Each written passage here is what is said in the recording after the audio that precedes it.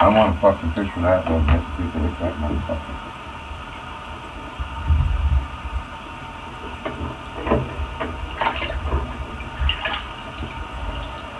I caught a nice 6-pounder on my green lure too, this year. Them fuckers are right on fucking top. Another way too, when they get on top, you want to take them fucking weights off, and you want to let out about fucking 2 or 3 colors, and then fucking you'll start catching them too. You know, there's more than one way, you know. See, right now we got 2 ounces on. And them little 1 ounce sinker I got on that one, sometimes I'll put them on and fucking let it out 2 colors, and man, that's where they are. Sometimes you're in 9, 10 feet of water.